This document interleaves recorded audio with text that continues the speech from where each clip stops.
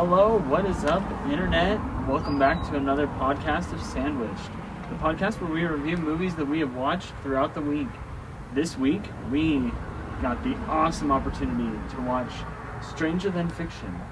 Harold Craig, a IRS worker, suddenly finds an odd situation in his life when he discovers that his life is being narrated.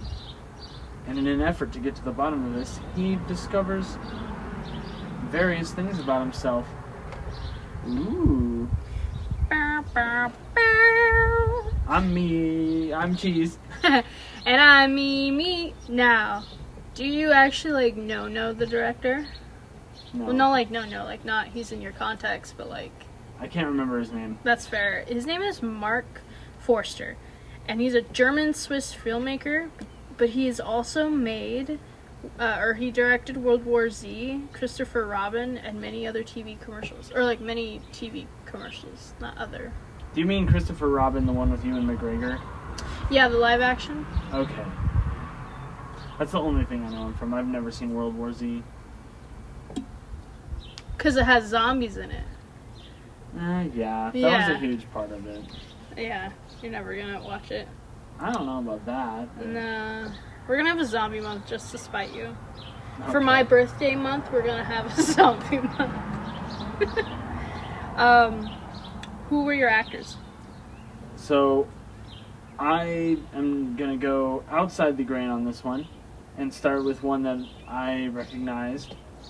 Good old Emma Thompson. Mm-hmm. She played the author who is narrating Harold's story. I cannot remember her character's name off the top of my head. Karen. I don't remember the last name. I just know it started with a T as well, or an E, or another letter of the alphabet. But she's been in bunches and bunches of stuff. Oh yeah, my favorite that she's in is Nanny McPhee. Oh, I forgot she was in that. By far, one of the best movies. She was in Men in Black 3. Oh yeah. Which I love. She's also in Beauty and the Beast, the one with Emma Watson, weirdly enough. She was in Harry Potter, I guess. Huh. Oh yeah, Specifically she's the third one. Yeah, she's the one with the crazy hair with the eye spyglass. That's her. Oh yeah. Yeah.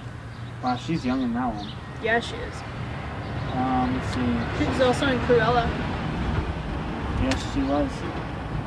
And one of my favorite musicals, Matilda. Like the Matilda musical, not the movie. Yeah. The one that's on Netflix. That's a great one to watch. Different story slightly. That's why I didn't chime in and say, no, she wasn't. Not the one with Danny DeVito. But she's awesome. Yeah. And she did really well with this role of playing over-the-top, immersive author. She really liked to try to get into the head of someone who wanted to kill themselves. Or someone who was going to die. Not really kill themselves, but die. Yeah, which I didn't get that until the very end. Oh. I didn't know that. Once they said that's what each of her characters do, and I was like, that's why she's so obsessed with it. Because I'm like, is she okay? I know it's stereotypically writers are depressed, but oh my goodness, dude. The first time I saw this movie, I thought that she actually jumped off the building. Me too. I didn't even think she was the author. I was like, oh, what? Because then I saw the bus driver woman, and I'm like, is Harold just gonna show up? What is happening? Is this person gonna die in front of him? I wasn't sure. I recognize, obviously, Will Ferrell. I just want to talk about him for a tiny bit. He looks so young in this one, but I don't know if he actually was. 2006, that was almost 20 years ago. Anyone's very younger than what they look like now, because I think, he's rocking some white hair. Well, he's almost 60 now. Yeah, so he was in his 40s. Or, he was in his late 30s. Still kind of young for an actor, but I don't know. I think that he looked really young. Must have been, I don't know, no wrinkles. Makeup department, maybe? Yeah, maybe it was a makeup department. No stressful roles. He hadn't done the other guys yet, maybe. I don't know how stressful that was. I don't know. But yeah, He seemed to have a good time with this one for sure. Yeah, he played the lead, Harold. Harold Crick. Yes, Harold Crick. The person that Karen ends up writing about unmistakably. Is that the right word? Well, I mean, she is writing about him. Yeah. But she doesn't know she's writing about him. Yeah. I would like to make a quick side note. You might hear some construction noises. There wasn't construction earlier when I was testing the ambient noise. Our studio is under construction, so enjoy this ambient noise. What's another actor for you? I also recognized Dustin Hoffman. Oh, yes. Who's been in tons of movies. Probably most notable for me, besides Kung Fu Panda, as Master Shifu, is Hook. Which I didn't know he was in until I just barely was looking at his thing. Mm-hmm. He plays the good captain. Captain Hook. The good captain. Oh, I didn't know he was He played... Yeah, he's Captain Hook. I didn't know that. He's Hook in Hook. I have to now rewatch it because I only paid attention to Robin. You mean Robin Williams? Yeah. Okay. I was just making sure we were on the same page. Yeah, I know Batman's Robin. No, because I was like, all the never forgotten or whatever, the kids. Yeah. They all have weird names. None of them is Robin. I know Rufio, just because Oh. Dante Basco, the genius who plays Zuko. Yeah. Zuko's Avatar, right? Yeah. In Avatar. Not Avatar. He's not the Avatar. He's just the fire in guy. it. Yeah. Yeah. I knew that. That's when I knew. But yeah, I like Dustin Hoffman and Meet the Fockers. That's a really good comedy for me. A lot of silly innuendos that I like. He was also in Rain Man, which is also I a haven't fabulous movie. Oh, it's so good. I'd say it's one of Tom Cruise's best. Oh yeah? Is that the one within the forest? No. That's the one where his It's brother... Rambo. Rain Man is about two brothers, and one of them is sort of mentally disabled, but he has really astute memory, and it's his brother's task to take care of him, and he has to go. He drives across the country to pick him up. It's really cute. You sure that's not... But in this movie, Yeah, sorry. he played the author, or he played a literary professor. I don't remember. But how his did name. Harold get in contact with him? I missed that connection. He just went to the school. Oh, okay. Because he tried with his therapist, and his therapist was like, "Dude, you just need to take some medication." And then he was like, I completely missed that part. Oh my gosh. He's like, and then he just walked away from her, and then he just went to the school and was like, "Hey, how's it going?" Man, to be fair, I watched this movie in three different sets, which I hate doing because of my comprehension. But I watched a little bit on the TV, and then I had a yard sale the last 2 days, so I watched my laptop at the yard sale, and the lighting was terrible. But I got it. I did notes. I did it. Okay, you have another one? Yeah, I got 3 more. What? Okay. How many you got more? I mean, I have the cast listing in front of me. Oh. Maggie Gyllenhaal, who played Gyllenhaal. Thank you. Who played Pascal, which I was I never heard her first name, but apparently it's Anna. I only know her from one thing though, but I feel like I know her all my life. I don't know, maybe she just has a notable face, but I know her from The Dark Knight. Yeah. That's an awesome movie. Apparently she was also in Monster House. I don't know if you've seen that one. Yeah. That lovely gem. It's really the only other one I recognize in this What was she in the Monster House? Probably not the house. No. Huh. Maybe she was one of the kids. Or the mother. I don't know. And then, of course, Queen Latifah. Oh, yeah. How could you forget about her? I didn't. But we've talked about her a few times when we watched The Hustle. She played Penny in this one. She was basically a writer's assistant. But to me, it's like if a publisher had was a mob, and they send their mob boss or their mob henchman to get you. That's what she was.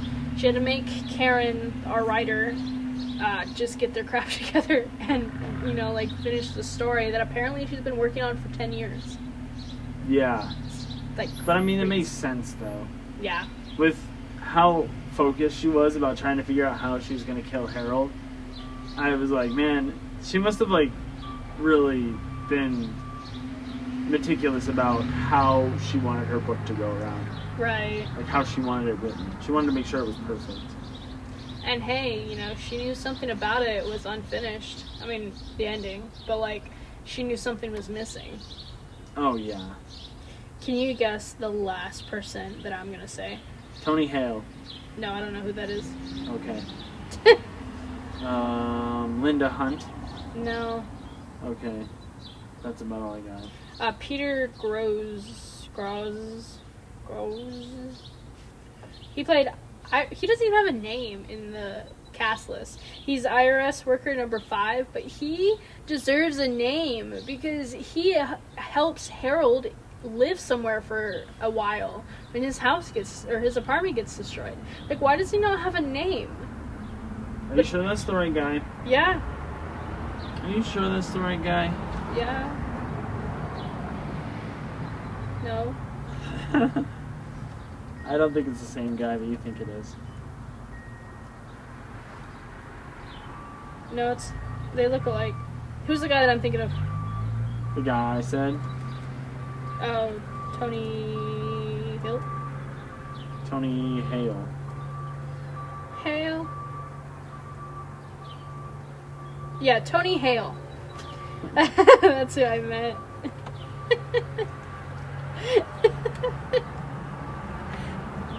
What do you know him from?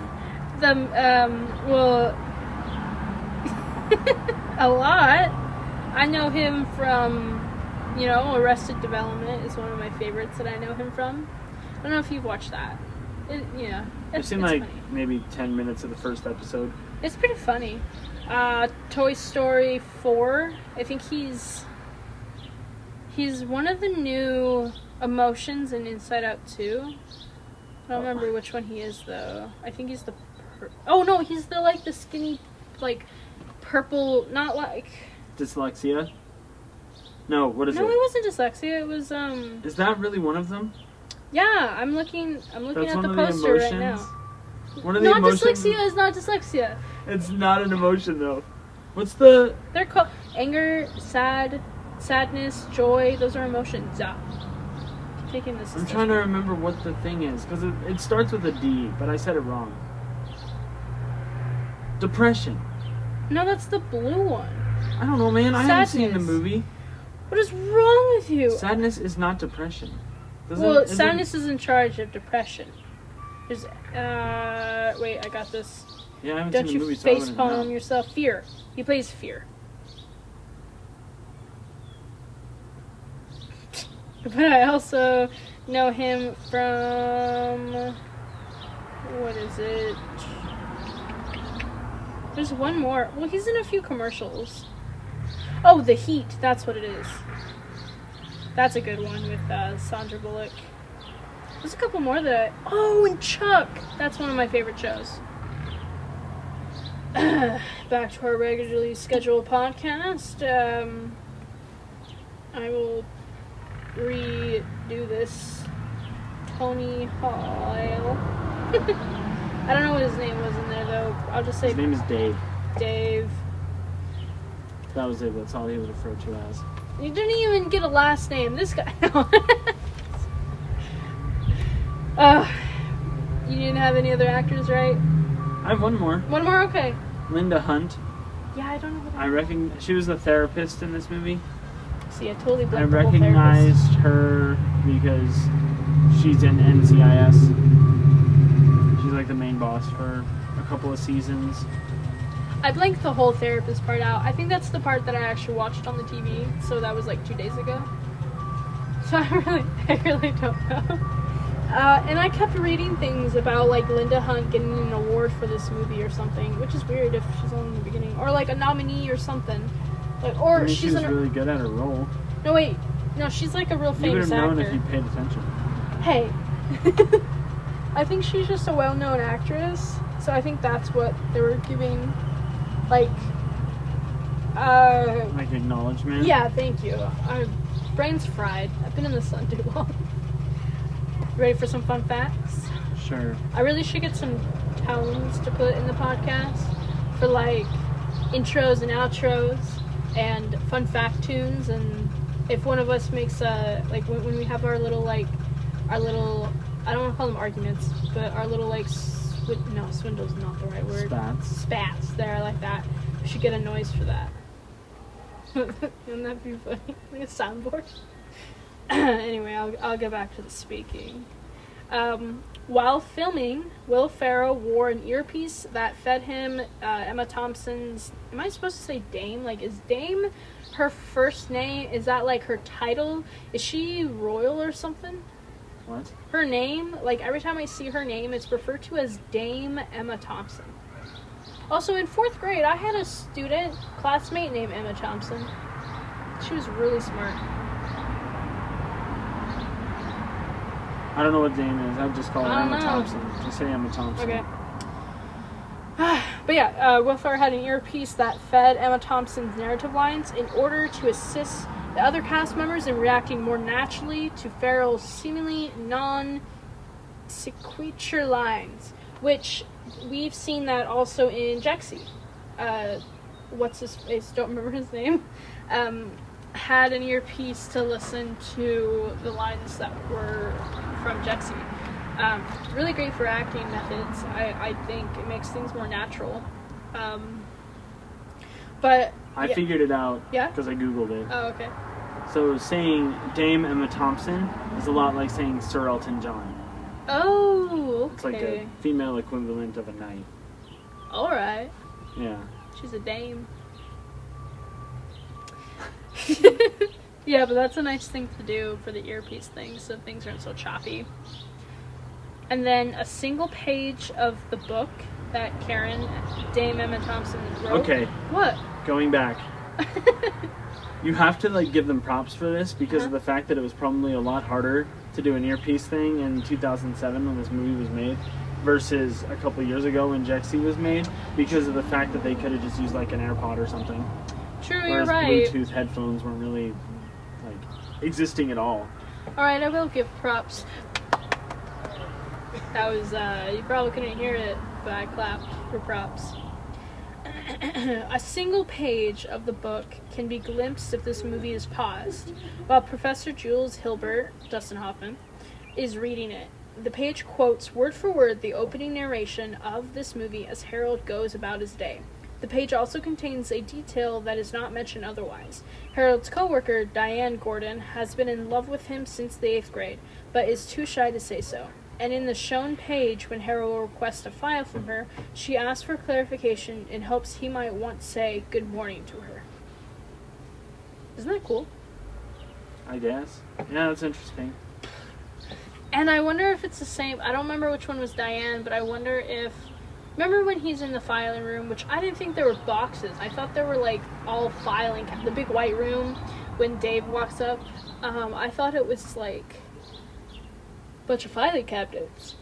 When they talk about the ocean. Yeah, and then it's just a bunch of boxes. I'm like, this room would drive me nutty. And then that girl walked up. I think that might have been Diane. I think so.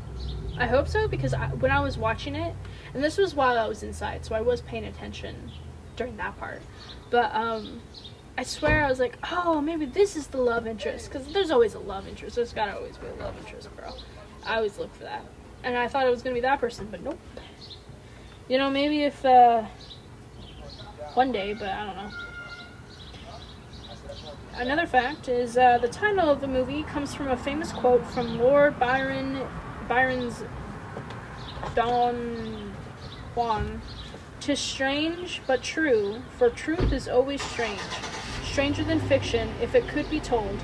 How much would novels gain by the exchange? How differently the world would men behold." I didn't catch any of that. Basically, what it's saying, like, things can be strange even if they're true. they're just strange. Like, truth is strange, and it's stranger than fiction, because fiction kind of is like, anything can happen in fiction, so you would think fiction would be a strange thing, but sometimes the truth is stranger than fiction.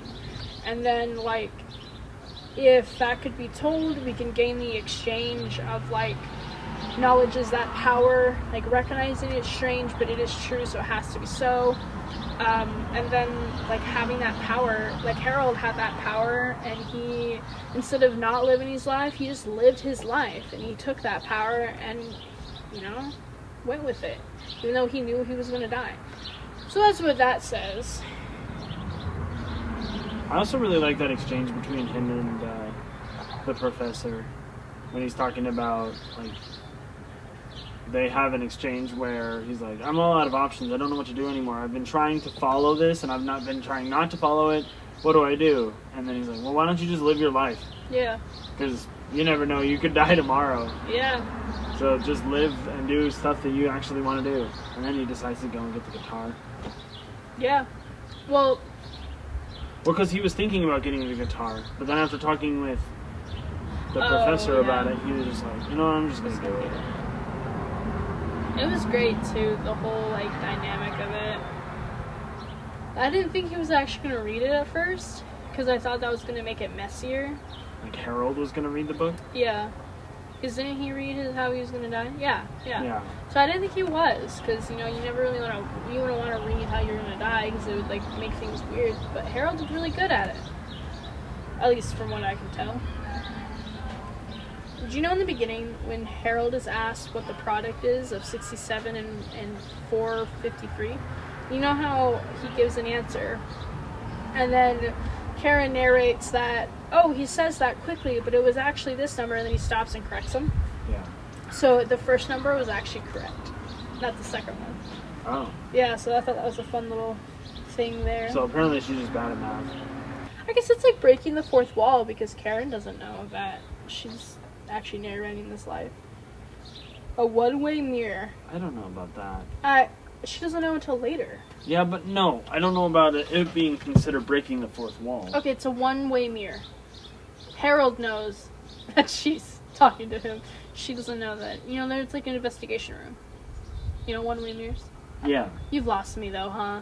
I'm speaking jibber jabber. No, I know what a one-way mirror is. No, that's not what I'm saying. I'm just saying weird crap. It's like he knows. It's like she's in the room. Yeah. And he's like watching her, but he can't see her. Oh, no, I'm not taking it like that. I'm taking it like an auditory one-way mirror. Like he can hear her, but she doesn't know anything. Yeah, exactly. Yeah.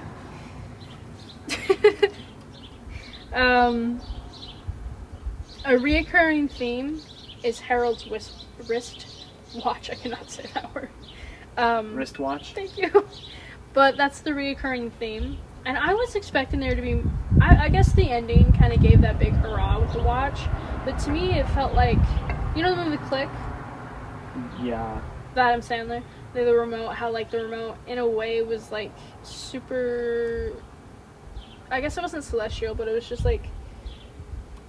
super technological or whatever. I was thinking the watch was going to be the same way, where it does actually more advanced things like stop time. Oh. But it didn't. Yeah, that wouldn't be like a real life story then. I know. It's just how the watch was acting. It was really weird. Well, I mean, if you think about it, right, the watch and him were connected in the story. Yeah. Because she started off the story by saying that he always had his wristwatch and that they'd go through events together. And so, I honestly think it's kind of cool that it would freak out at, like, plot points. Like, if you ever noticed, like, it freaked out when Anna Pascal walked into the room, and it freaked out at various other moments. Where it was just like, hey, Harold, pay attention. That's true. I just expected, like, something to happen beforehand. Or not beforehand, but, like, I was expecting it to go a different direction at first. I mean, I'm glad it didn't, or it would give me, like, Inspector Gadget vibes. You know how, like, when there's every, like, different bits where it gets super animated? Yeah. Not, like, animated, but, like, just the... Like a helicopter coming out of his hat. Yeah, like, it would be something... I feel like that would be too goofy for the type of story that she writes. Yeah. Sorry. No, you're fine. definitely, that's where I was going. I was like, Inspector Gadget. Anyway, so Harold's two co-workers are played by T.J. I'm gonna butcher these. Jagowaski and Peter Gross. They appear together in a series of commercials for Sonic Drive-In. This is why I thought I had the right actor, because Tony Hale, right? He's also been in a few Sonic TV commercials. That's why I thought I had the same guy, but I guess not. But no, those two are like, I guess, always together. Because they're together in this movie, they're together in Sonic commercials, they're like BFFs. Just like Cheech and Chong. Yeah, just like meat and cheese, bro. Or Key and Peele. Never mind. Yeah, I don't know. That's That before your time. I'm not that much younger than you. So this is a fun fact about Will Ferrell, but you'll notice like Harold writes and feeds himself with his left hand, but he plays his guitar right-handed. So that's because Will Ferrell is mostly left-handed, but plays baseball, both batting and throwing, right-handed. Will and I got things in common, bro. I play guitar with my right hand. Oh. Well, like the strumming. I didn't even know you could play guitar. I taught myself once, a long time ago. Probably like 5 years ago for a purpose that went down the truck. The truck. Down the tubes. Down the tubes. Thank you. And then the cigarettes that Dame Emma Thompson uses and smokes. Here's a callback to our conversation during Definitely Maybe when we were talking about cigarettes. She's smoking American Spirits, the never-ending cigarettes that don't stop. Remember when we were talking that during Definitely Maybe? I was like, these are the longest ones. She was smoking those, bro. You never saw the pack, which you'd have to do a branding deal if you did. But I thought that was kind of funny just for like a callback of this podcast. And then the last fact that I have. Did you look at the newspaper clipping when the bus driver or any of the other characters were looking at the... Well, I guess it was just the bus driver. She was looking for new jobs. No. You know, one of the ones she circled was something for an expert or an experienced typist. Did you realize that experience was spelt wrong? Nope. Well, that was the fun fact. I didn't even see it. Is that it's spelled experience instead of experienced. So I thought it was funny. Is like they want an experienced typist because they can't type very well. Tell me some of your favorite parts. I think the one I remember that I wrote down that I thought was really funny. By the way, this is my favorite Will Ferrell movie, just because of the fact that he doesn't actively try to be funny. It's like a more serious comedy where he'll just say something and with a straight face and you're like you just start laughing because it's funny. Like the scene when he's first went to Miss Pascal's bakery and then she's like Emma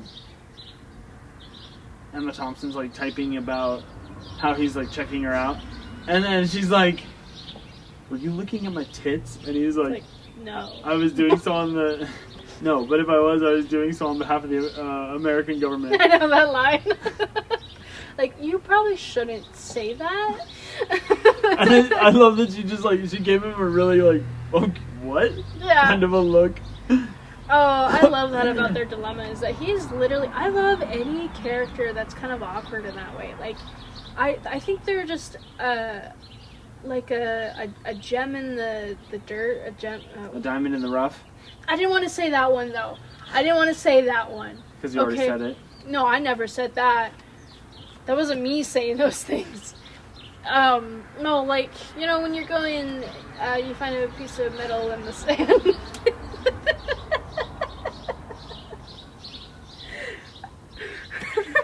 A pearl in the muck. There we go. Yeah. They're pearls in the muck.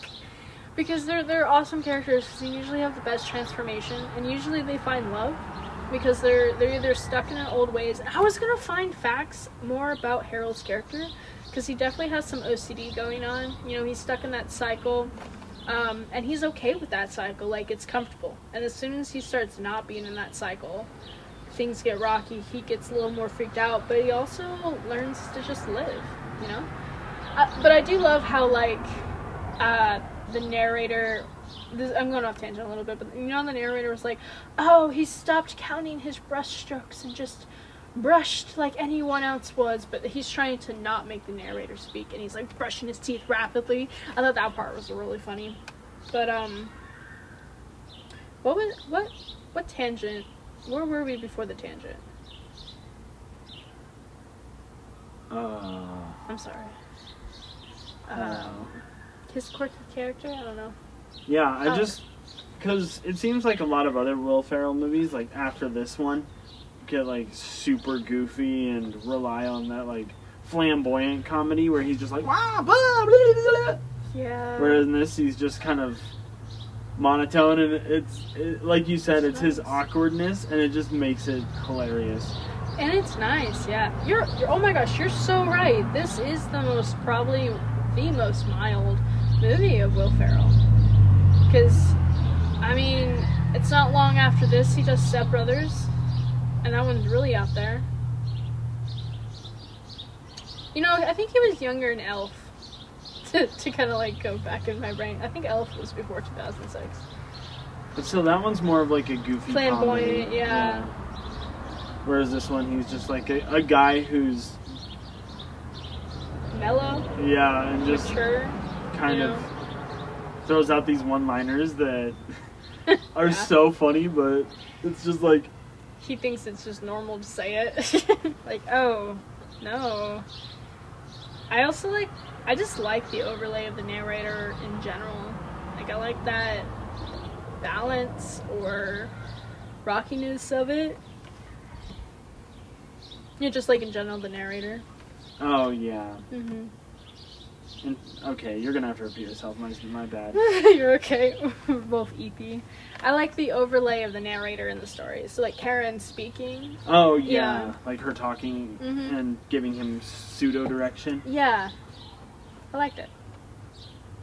Yeah, I think it's kind of cool because I feel like it's one of those narration effects in stories where the author is clearly, or the storyteller is clearly trying to point you to pay attention to something that's happening. Oh my gosh, have you ever seen or played the game Stanley's Parable? Nope. It's that same thing. It's this really tangent time. Maybe you could get a sponsorship from Steam, maybe, or whoever Stanley Parable is made by, maybe. But Stanley Parable is awesome. There's multiple endings, and it's a narrator going about, and it's like the same thing like you're talking about, where it tells you where you need to go, but then if you don't go, it's like, oh, and they mistakenly went the wrong way, but they're gonna turn around now, and then you keep going as one of the endings or whatever, and it's like, and if they go through that door, everything changes, and then it makes you like fall through the hole, and then you die and restart. But like you just have to keep doing it. And knowing the computer, it gives you the vibes. There's so many endings, but it gives you the vibes that you're breaking this being, because you can do something once, and then if you do it exactly the same the next time, it's a different ending still, because it's like you broke through it. It's like clearly they wouldn't go past this door again, but you know what happened this time, and then you go through it and it's a different room. Like, oh, what is this? And I just But it's like exactly like this, which is really cool, and exactly what you're thinking. Yeah. What's another favorite part? I love it when she's sitting out in the rain and just smoking a cigarette, watching the bridge, and then Penny comes along and is like, "What are you doing?" And then she's like, I think it was really cool when she said something along the lines of, this is the most crucial moment for an author, is to be in the scenario, in the place where you think, especially for me, because of the fact that I need to like kind of immerse myself. Like in this is just the way that it seemed like she was saying it to Penny, is like she needs to immerse herself in the context of where she's going to put her character, so that when her character is there, she can tell whether or not it's a good fit for them. Right. Because the only reason why she was like imagining these different deaths for Harold is because she wanted to pick the right one that fit his character well. Yeah. And by the end of the movie, we know that she would have picked like the one that like his character development throughout the film, where he became more open and more energetic, and just kind of, it almost seemed like he thought of others more than when he stopped focusing on the routine of his life. He started to notice like other people. Like he picked up the phone and called adult space camp for Dave, and he like fell in love with Anna and did all these different things that were like something not particularly for himself alone. And maybe that like kind of contributed to him doing what he did at the end. I just made the dumbest realization. I didn't think it was space camp. I thought it was space camp. So I kept thinking of like, yeah, like camera. Like I'm like, why does he need a space cam for like what they were talking about? I'm like, why does that make any sense? And he's just gonna get a camera he can hook up to his telescope. That's what I was confused about. Because I don't even know what they were talking about. Again, I forgot, but I was like, cam? What do you need a camera for? Man, I am so burnt today. In the sun for too long. Still have hearing loss. Don't know what's happening. I'm so proud of myself though. Do you have any favorite scenes you liked? Yeah, I do. I definitely do. Yeah, so I liked... I wrote down the odd increments of when Harold does things. Oh, it's silly, but it bothered me as well. So like, so I really liked the display when it had like what he did, especially when they crumbled because he ran into the bus that one time he was late, and you could still see him on the ground of the road. I liked that added element. It made it definitely look like he doesn't see that, but that's like a reality for the reader, you know? Mm-hmm. But also, I like the increments. Sorry, I think I just spat a little bit. But I like the increments of what was happening. I just didn't like the amount. I hated it was odd numbers. To me, and this is how I know it was like OCD-ish for him, is because it has to be these exact numbers, or he's so obsessed with doing it right every time. But it has to be increments of 5 for me. Like it needs to be like, the volume needs to be on 25 or 30. The steps need to be 25 or 30, not 27 or 57. Because he liked 7s a lot, I noticed. And I'm like, ugh. Or like 33 times on one side. I'm like, why is it a 3? Why can't it be a 5? Or even an even number. I would do an even number for teeth. It bothered me, but I liked it. You know? Yeah, I get you. Okay, good. Not crazy? No, I don't think so. I think it's very satisfying to have something on 5 exactly. Because if it's 8, like, then you're like, man, come on. But if it's 10, it's like that. I hate 7s too. It's like that meme, the crunk meme. Because one of our friends showed me once the crunk meme thing, where it's like 3 different pictures of Crunk. It's like him kind of looking disgusted, him looking like okay, and then him like doing that face he does, or maybe it's Pacha. I don't know. One of the. I know what you're talking about though. It's like a text, and then it's like a dissatisfied or like and it's like okay, and they're like oh, and then it's like just right. Right. Similar situation. Odds, evens, and then on 5 increments. Chef's kiss. But I kind of liked that kind of played into the talks that he had with the professor, where every single time they'd leave, he'd be like, "Did you count the tiles on that floor?" And then and Harold would just go, "No," and then I love that like it did the thing where it hyper focused. Like for example, the bathroom, when they walked out of the bathroom once, he was like, "Did you count the tiles on the floor?" But of course, as a viewer, you knew that Harold was measuring how much soap was in the soap dispensers. Oh yeah. And so I like that kind of creativity of the image effects that maybe Harold doesn't see, but we got a chance to see because she's writing about them. I know, and I love it so much. Like I wanted more. But you also wanted less. I just didn't want I wanted it to be 5s. It could like if you're measuring percentage of soap, fine. But if you have this many steps until you get the bus stop, either skip 2 steps. Well, what's 36 plus 36? 72. Yeah. That's not an increment 36 of 5. and 36 are even numbers, and then it adds I'm up okay to with 72. evens on teeth. So if he does the 2 on Yeah, but that's the teeth. When it's to the bus stop, or how many steps he takes to get outside. Well, I his mean, he's just apartment. counting how many it takes. I know, but I would go a step further and make it faster. So or not faster. I'd do You bigger go steps. slower, No, I would go. No, I would do like I would make it where it was 35 steps instead so you'd of 37. want to look like a...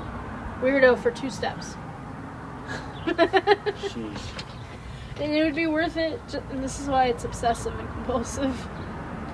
I also liked just like when Pascal and Harold were on the bus, and Harold's seat where he is keeps like moving forward and back because he's on the accordion part. Yeah. I didn't even think that was like you. I didn't think you could put a seat there. Yeah.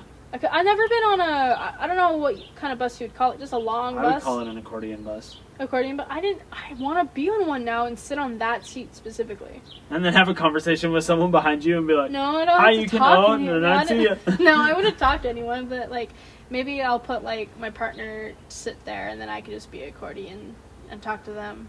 But I don't know, that would be super fun. I just didn't think you could do that because when the bus churns, I thought like that part gets crinkled or, you know, like... It doesn't get crinkled as much as you think it would. Yeah, I guess that's fair. Because it's kind of like towing a trailer. You're just towing 2 different parts of the bus. That's fine. Have you ridden on one of those? Mm-hmm. Jealous. Jealous indeed. Yeah, but I really like that part because it's just like she doesn't want to talk to him, and then he comes back and he's like, hi. And yeah, it was really funny. I liked it. Do you have another part? I have all the parts. All the parts. Okay, let me hear it. There were so many that were so good. I love when he... I don't want to talk about the end of the movie yet. Oh, okay. Let's see. I love that he was just like chilling in his house and then trying to do nothing because he was told to do nothing, and then a stinking construction worker busts through his house and he's like, I live here, that's my TV, as he has it in like the backhoe. Dude, that literally was my next one. I literally almost had that word for word. I was like, when Harold is doing nothing. But then I added the part about the animal shows that he was watching, because I thought that was kind of funny. I was like, dude, just change the channel if you want to change the channel. And he didn't want to. And I was like, no, okay. He wanted to change Okay, yeah, sorry. He did, but he didn't. But he was just like, do I was told to do nothing. But it's all shows about, like, death and cruelty. And I was like... Yeah. I was like, wow, great. And yeah, and then in all caps, then I said, then the construction workers come out. And then I misspelled no. I accidentally wrote bow, but I left it. Because I'm like, bow where? And then, yeah, so what happened is that the construction workers had the wrong apartment building. Or the wrong address. And I'm like, dang, that's gonna suck, though. You think that the government, I guess his job, should, like, pay for him to go somewhere. Because, like, if that... well, I guess the construction company would pay. But they didn't. He just stayed with a friend. Well, I think he talked about it to his friend.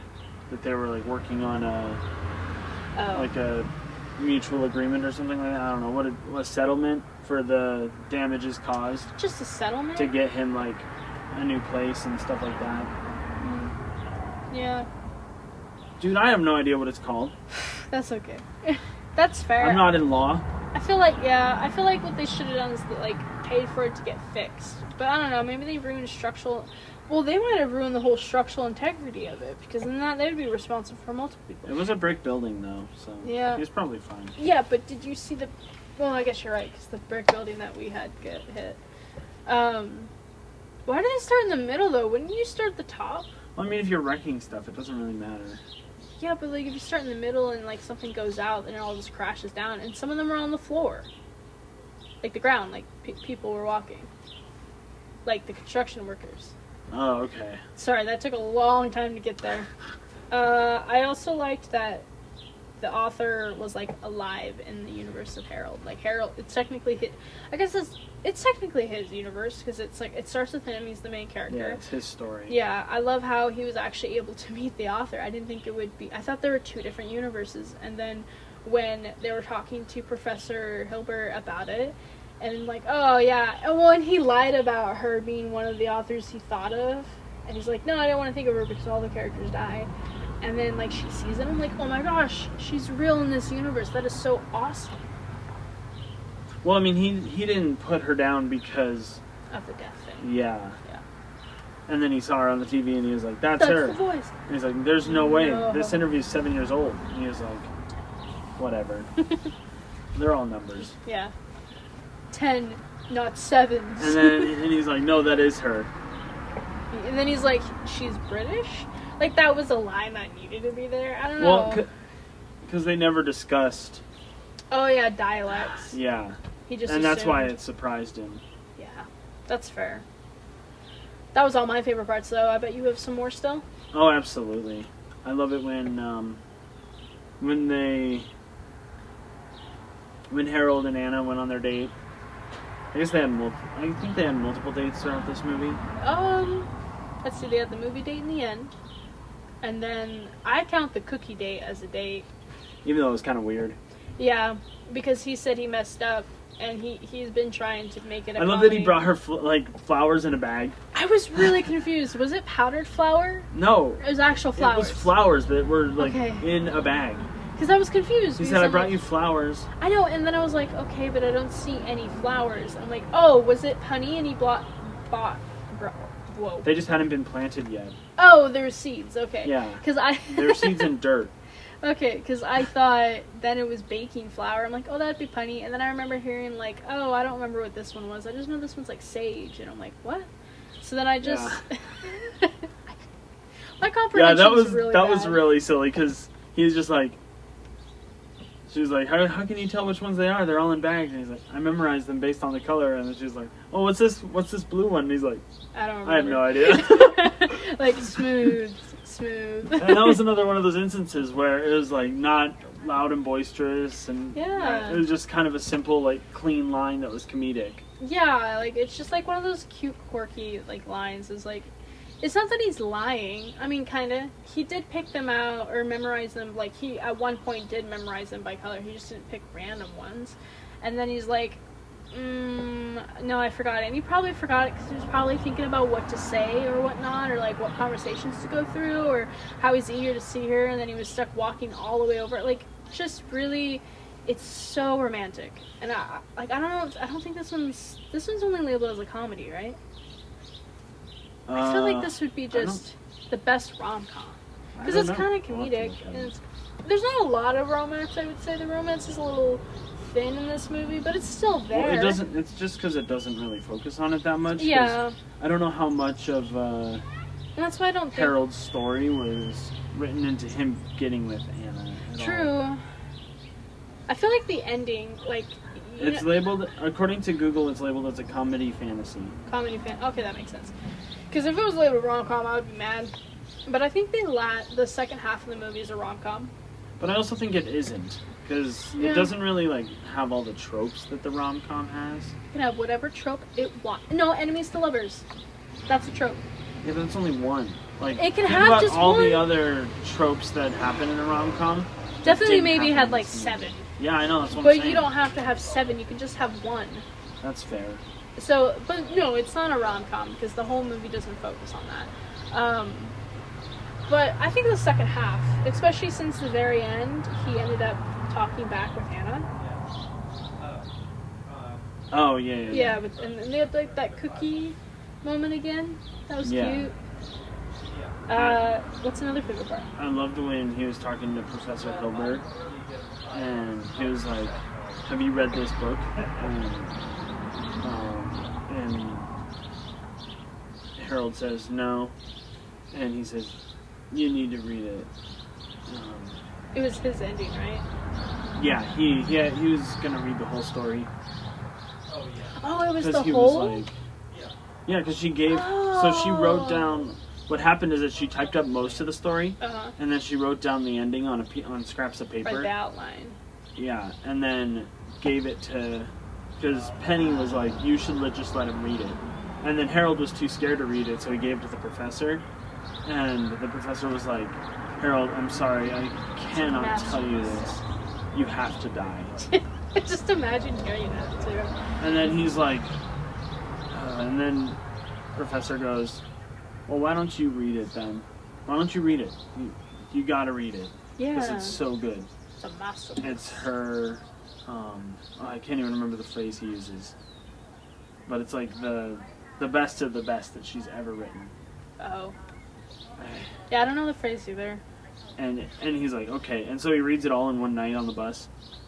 See, that's why I thought it was just an ending, but then when he said that line of like, yeah, I read it the whole bus ride, I was like, well, yeah, it was just an ending. And then he goes up to the author and says, I want you to finish the book. It's okay. It's really good. Dude, and how emotional she gets as she's writing it. Like, she like starts slamming freaking out. Yeah, she's like, "Ugh." Especially when she has her existential crisis, when she's like, how many people have I killed? Oh, and yeah, then Penny's yeah. like, no one. And she's like, 8. I've killed 8 or 7. Maybe this movie's obsessed with 7s. I don't know. But that's just so crazy. Which leads to my final favorite part I wanted to talk about. I love the conversation that they had after, because Harold ends up saving a kid and goes to his would-be death. Mm-hmm. And so Miss Eiffel goes and talks to Professor Hilbert, and they have this exchange. She said, I changed my book. Do you want to read the rest of it? And then he ends up reading the ending, and he's like, it's okay. It's not great. It's okay. And then he says, why did you change the book? And she said, lots of reasons. I realized I just couldn't do it. And Professor Hilbert says, because he's real. And then she answers with this, which was the one part of the movie where I cried, so I might get a little emotional here. She said, because it's a book about a man who doesn't know he's about to die, and then dies.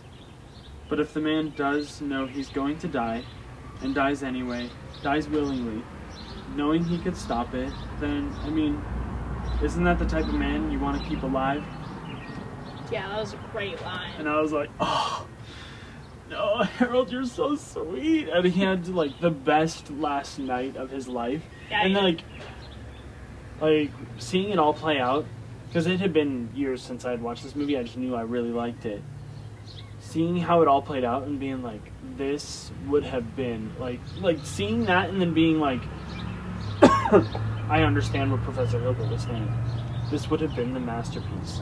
Because his life would have affected Dave, his life would have affected Anna, his life would have affected all of these people so much more richly if he had died. Yeah. Because it would have meant something more to them. Yeah. Because he would have gotten his trip for his friend for space camp. He would have found the love of his life, and she would be forever changed about certain things that were important to him, and all these other things that were relatable to him if he had died. But as we know, she decided to save him with his watch, which was crazy, because you see Anna walk in and she's like, oh, I'm so happy you're okay, and then it's like, you kind of long for that ending of what would have happened if he had passed away. Right, and I think that is the impact of all her books. It's just like having death affect people. Like, it's not about the main character, it's about who they affect. But yeah, didn't she also tell Professor Hilbert that she rewrote the beginning of the whole book basically too? Yeah, she said she would go back and change it so that it made more sense to the ending. Yeah, she ended up making the story that we watched instead of the story she wrote, because there was part we didn't see the narrator because he was like unboxing his life in a bit. You know what I mean? No, she wrote the entire story. Oh, okay. And then she changed the ending. Oh, okay. Because Harold was supposed to die. He was supposed to save the kid. Yeah.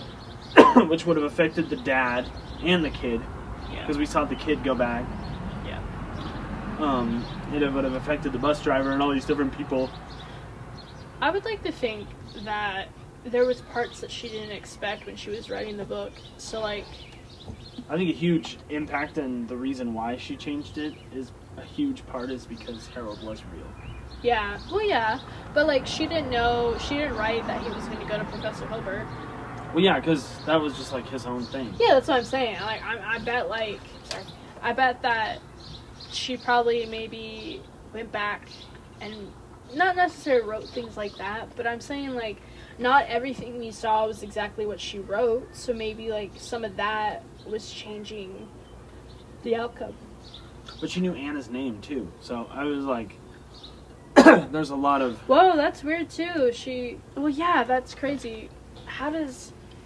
Because she talks about how he was checking her out. That is true. And so she like created this character that was real, but all the people that he's affiliated with are also real. She needs to like not like she's a real character. Professor Hilbert did say that he had talked to her briefly, but not like he had seen her in public or something like that. Right. And written her tons of letters, and she had talked to him about how she saw his letters. Yeah, but she like never responded to them. I want to know what's on the letters though. It's probably also, just like, because he said he did a whole course on her, like a whole class on her books. Oh, probably wanted like her to visit or something like that, or like get a statement or something. I don't know. Yeah, I wonder when we're on the letters. But I also, you know, when Penny had the flashcards on the floor, putting them in like this boxy. Like, she put them on the floor, and it was, like, 1, 2, 3, 4 by maybe, like, 4. Yeah. I want to know what was on those. But also... Well, I could give you a guess on that one. Huh. Endings? Yeah. Various ways that he could die. Probably, but I just wanted to know, like, what the ways were. Also, just... I don't think Karen's character, or even I, ever considered the fact that yeah, she knew those people and their names. I would be cool to see if any of the other movies she did also had that effect where she knew and maybe they're... I don't know, like, this is so strange, but it is the truth. You know, going back to that quote. Just trying to bring it back. Didn't stick. It's fine. But it's just awesome.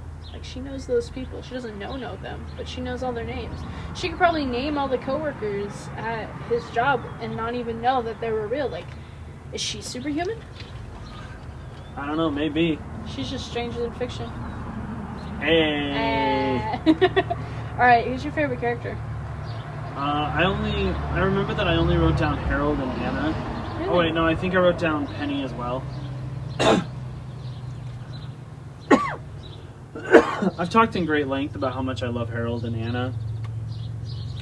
I love Penny because of the fact that she's like strung along the entire movie, but she's still willing to go with it because one, her publisher told her, like, their publisher told Penny, like, this is your job, this is what you're gonna do, and that. But I also think that after a certain amount of time, Penny seriously gained respect for Miss Eiffel and what she was doing with her story, and decided to just be like, okay, I'll just help her. Yeah, like, she started out like, I never asked for extensions, and then she ended up asking for an extension. I thought that, to me, was the pinnacle of her character. I'm like, man. And really, she didn't have any protests about Harold being real. You notice that? She was just like, oh yeah, well, I guess, I don't know why I thought of her like a bodyguard. I don't know why. I think Queen Latifah has played like a body, or maybe she just has that authority-ness to her that I respect. So I was like, man, why is she not stopping Harold from coming in? Like, she has that bodyguard energy where, like, you don't want to cross her. So I guess never mind, it does make sense that she just let him through because Karen said it was okay. But yeah, she's not one of my favorite characters though. I also said Harold and Anna. But we have talked about Harold, you know, sweet, quirky, silly. Anna, I just mainly like her for the fact that, like, she stands up for what she believes in and can dislike someone for what they represent, but can still be civil about it, or at least civil back, and even fall in love with them. Because, like, she's sticking it to the man without sticking it to the man, and then she's being so comical, she's being clever, but also, like, going around it, and she's not being mean. Well, she kind of is, but she's not doing it out of hatred. She's doing it like, not for Harold, just for, like, the government. You know, she's being a free spirit about it, and then she felt remorse, like, yeah, I purposely made it hard on you, so you want a cookie? Like, trying to be civil. And I thought, oh, like, you could tell that there's chemistry here. It's boiling over, it's foaming up. But I also liked the professor, just because, like, Dustin Hoffman is always great, whatever character he plays. You know, he's witty, he's semi-helpful, he's insightful, and just overall comical. I love it. He's amazing. Yeah. Real quick, though, about Anna that I forgot to say, is that, like, they're together for a very... Well, okay, if he was to die, they were together for a very short time. And that was a magical time for them. Yeah, which is why it would impact her, I think. Because it kind of gave her an insight to a guy that she probably never would have liked otherwise. Right. But I love I love that he was, like, trying to convince her even when he was about to, like, go to bed the night before. He was just like, you know, you could just count all the food you give away as, like, charitable donations that wouldn't even... It would take off a good percentage of what you owe in your back taxes. She's like, oh, Harold. I love that phrase specifically because oh, Harold has been said every time there's a Harold character. And it's, like, wired into my brain. Where if someone does something silly, my brain literally will go, oh, Harold, even if the person's name not Harold. Like, that's the type of ADHD-tisms I have. But, I just loved it. She's like, just, shh. You're cute, but be quiet kind of vibe, you know? Yeah. But he was doing it because he knew he was going to die. And then, I don't remember what he said right after, but that made me cry. Do you remember what he said? It was like something of like, I just... don't want you to go to jail. Wouldn't tell her that it's because he's leaving or anything, but it was like, I just would hate for you to go to jail. Like, there was sweetness under it. He says something about how good she is. Yeah. Well, let me see if I can find it. I looked up quotes, so hopefully I can find it. It's gonna take me a while. That's okay. While you're looking for it, I'm going to talk about the things that I didn't like. It's very short and sweet, so it shouldn't take that long. I originally wrote that he still had to die, but then completely struck it out and said the new ending was pretty cool. But, like, if he had to die, I was going to be pissed about it. Because I'm like, come on. Like, why couldn't it be a moment where they just didn't have to? Because that's the trope I was looking for. And it's what I got. I also hated... I wrote this while we were talking. But I hated that the therapist and the part with... Oh, I don't know what I meant here. The therapist part I didn't like. Oh, I don't... Just because I didn't remember it. But also with just about his issues or whatnot. Or, like, just the narration thing. Like, him having issues. And they're just, like, pushing meds or whatever. I just didn't know. Like, it wasn't that smooth. And I felt like I wish, if I were to change something, I would really like more interaction with Pascal and Harold. Because this is what I'm saying. I got the vibe of a rom-com, but there wasn't enough for it. And it's because it's not a rom-com, guys. Get with the program. I definitely am. But it would have been cool to see more with them. But I guess in the very end, that probably would have satisfied all that I needed. Did you find it? No. But it's the quote's something like, yeah, you know, how much he means... That it would be... It would be horrible to send someone as good as her to prison. Or something yeah, something like that. And I was like, oh, and he's trying to be as vague as possible to not alert her and try to have the best night with her. Oh. It's so good. Yeah. What a good movie. It is. Does that mean you like it overall? Oh, absolutely. I told you, it's already my favorite,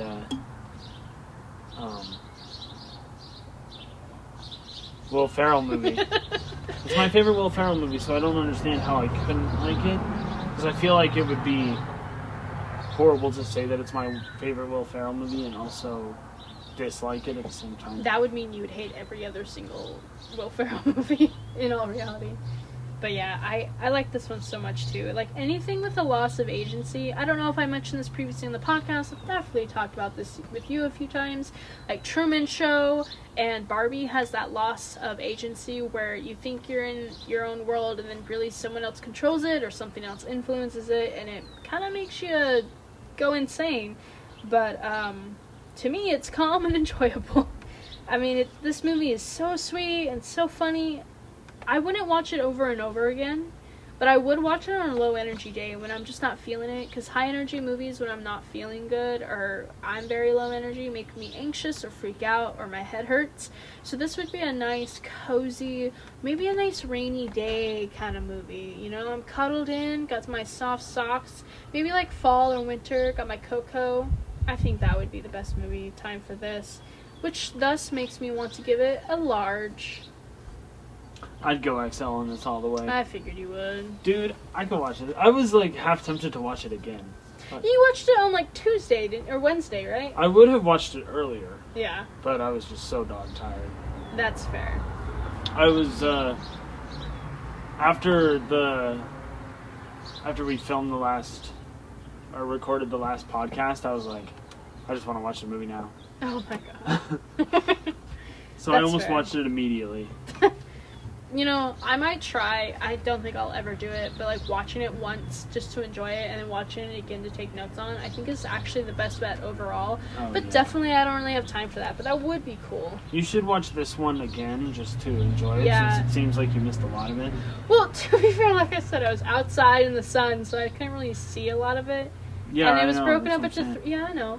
And it was broken up into 3 parts. I definitely will watch it again. I definitely will. Maybe I'll make my partner watch it too, because I think they'll like it. Well, cheese, that seems to be all the time that we have today. Tune in next week, Breadcrumbs, for our second installment with Will Ferrell Month, with the addition of Barbie. I'm gonna make us watch Barbie. Well, yeah. The Barbie movie? Yeah. What? I'm gonna make us watch. You're giving it so much mad crap about it.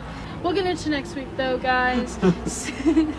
We hope you have a wonderful week. Don't forget to leave comments, like, follow, acknowledge us, find us. We're on Spotify and YouTube. Anyway, we love you. Bye!